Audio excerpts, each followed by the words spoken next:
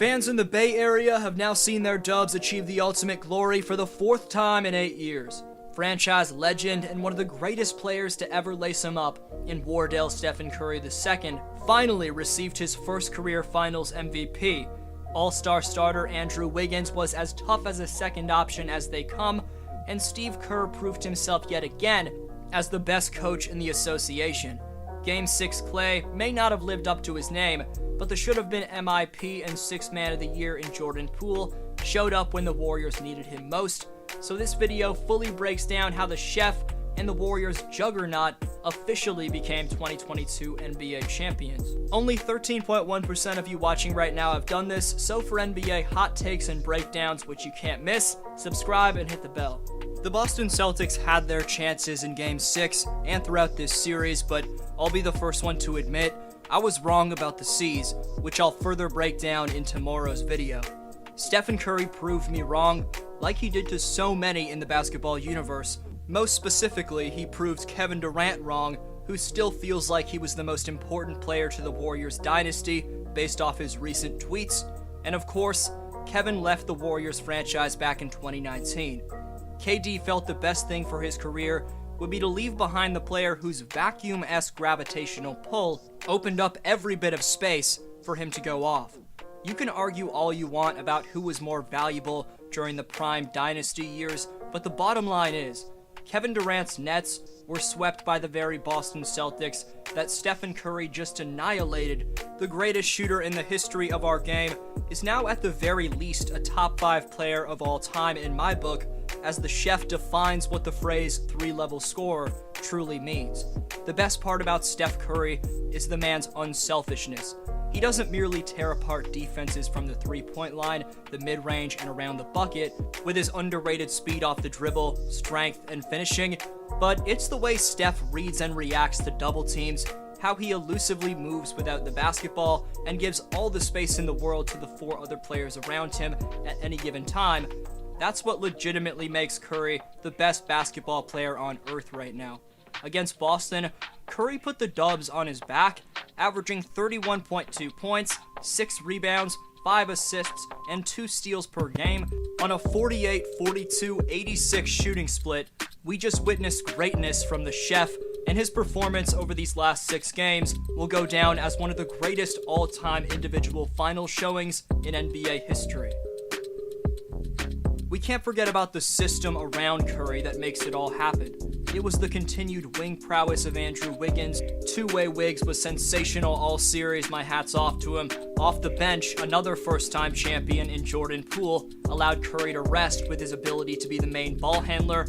And how can we forget about the defensive backbone, Draymond Green? Dre's perimeter jumper was falling tonight. It was like it was 2016 again, and it was in clutch fashion, given it was a closeout game in the finals. Big-time credit to Green. Even when that shot isn't falling, Green's passing and screen setting act as the engine to an advanced Steve Kerr offensive system. As a Raptor fan, I know my team is never going to get him, but those abilities make me want Draymond on my team.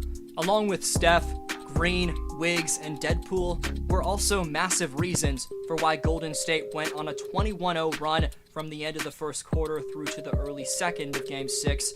That forced Boston coach Ime Udoka to call 2 timeouts in the first 2 minutes of the second frame. That run from the Warriors was the largest scoring run in a finals game in 50 years. Golden State also had another vicious 12-2 run near the end of the second, which was mostly orchestrated by Curry flying past any Celtic put in front of him in space. Steph was unstoppable going downhill, drawing defenders, and manipulating the Celtics' defense in pick and rolls. After Boston's 14-2 start, the Warriors blitzed the C's after that, relentlessly bouncing back to close out the rest of the first half on a 52-25 run, turning the Celtics over 13 times in the first 24 minutes and 23 times in total when it was all said and done. Give credit to Boston for fighting back and ending quarter number 3 on a 16-4 run, but one thing we learned from these finals is that when you're careless with the basketball and don't value every possession for a full 48 minutes, the fierce, locked in, now 4-time championship winning Warriors are going to make you pay. Klay Thompson wasn't his typical Game 6 self, but deserves a ton of credit for being the Warriors' second leading scorer throughout the playoffs and playing at a very high level on both ends of the court, something many skeptics questioned was ever possible again after his injuries. Kudos to one of the greatest marksmen in league history in Klay, whose return to complete the legendary Big Three of he, Green, and Curry made championship number 4 possible. We'll get to the unsung heroes on the court for this Steve Kerr-led, Bob Myers-managed, Joe Lacob-owned ball club, but the sweetest part about this victory, if you're a Golden State Warrior fan, or if you're a part of the Warrior franchise, is all the doubt they faced from the media and fans. As Curry said right after the game to Lisa Salters, back in the preseason, no one on earth was predicting the Warriors to be here except the 15 guys in that locker room. No one gave the Warriors a fair shake from the beginning of the season, so they weren't shook when no one was picking them to win the finals. Still no one was picking them when they were up and on the verge of closing it out. After Golden State went up 3-2, ESPN's JJ Redick said the bigger Celtics would win in 7, definitely a bold take, which didn't turn out to be the greatest one, just like my Celtics take.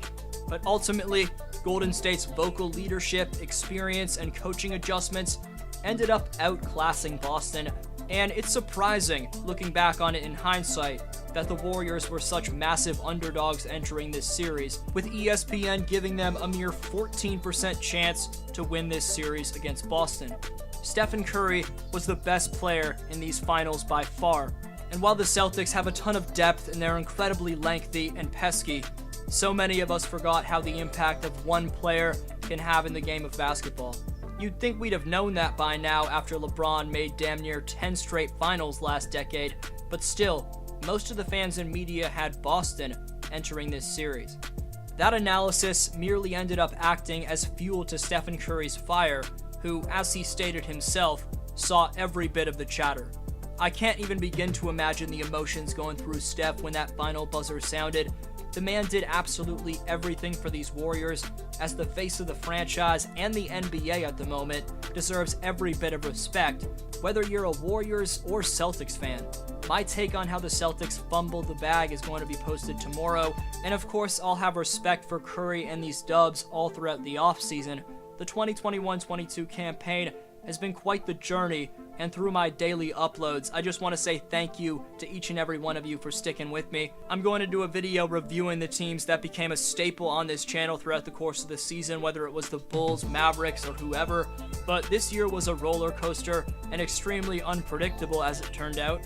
Ultimately, the team with the most composure, championship experience, and the most talented player ended up getting it done, as Stephen Curry and the 2022 Warriors can mark their names on the Larry O'Brien Trophy and will go down as an unforgettable group.